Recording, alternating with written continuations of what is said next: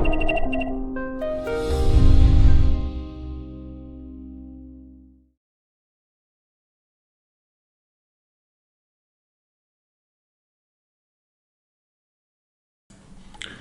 us start with a footprint chart. So footprint charts, we already explained them in the combination with how market and limit orders are matched. So if you don't remember that anymore, give a rewatch of that part.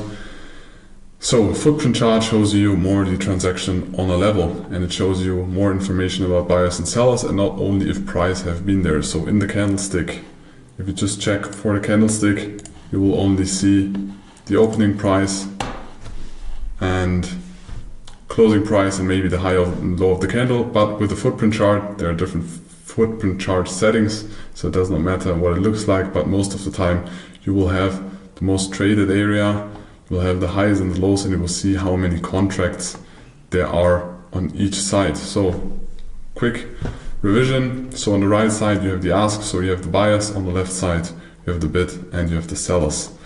And there are scenarios where you have a finished auction that signals a possible market reversal. So if only one side, bid or ask, is traded at the high or the low. So in this case, there have been no buyers anymore. We created a low, but there haven't been any buyers. They stepped in at a higher price again. So we call this a finished auction at the extreme point.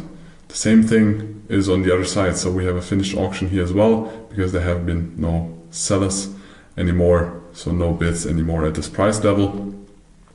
And a low and a high and a low like this is stronger than an unfinished auction, which we will go through in the next example. But you need to remember, if you use a footprint chart and use a footprint chart as additional confirmation, you don't have to use it. But if you prefer higher hit rates but maybe less trades, and you master the basics and you want to add up, you can add the footprint chart and take information like that into account of your trading decision. So here is, for example, a screenshot from Sierra chart in the ES, so S&P 500, where we can see a finished auction. There have been no sellers anymore, but 6 buyers, so we have a 6-0, and we have a finished auction below here as well. There are no buyers anymore, so the auction is finished. If we have a strong high and a strong low, there is no really valuable information, but you can take into approach that the more value or the more contracts that are traded at an extreme, the more participants accepted to trade there. So the likelihood of this area being tested again is higher than if there is really a decline, the more extreme the price is getting or going. So on the other side, we have also an unfinished auction. An unfinished auction indicates the price range will still be worked through or tested again. Such areas offer potential trading opportunities, or you can use them like a target, because price is more likely to go there again on this side, because there will very often be multiple tests. Very often you also have double tops or double bottoms. For example, you have 2 finished auctions itself, but you have a double top which is likely to get taken out as well. And here you have an unfinished auction, so the likelihood of this level being tested and most likely overtraded again is high.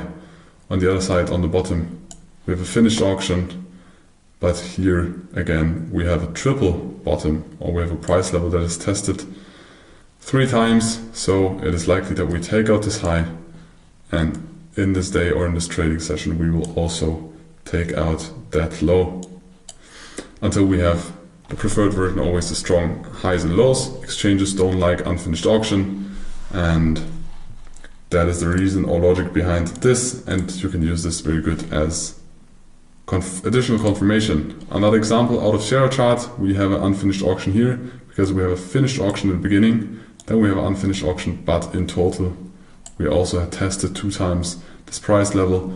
So the likelihood, although the price now is up here, it is likely that we will test out this again. If we continue to have finished auctions on the top, like here and like here, you can think about if we break below this value area, or we will test that low volume again to look for short trades and put the stops above the finished highs, and with a take profit down here Of course, all of this can be combined with a volume profile. For example, if something like this happens, if we have a D-shaped profile, we have been gone, or we have been out of the profile, and we are going back into the profile, and you see that when we went into the profile and we have a retracement and we have a finished auction always on the top, we have finished auctions, but on the bottom we have unfinished auctions. This is a further confirmation that we will trade through the value area. So you can use it as addition and combine it with the different setups you have already learned for now.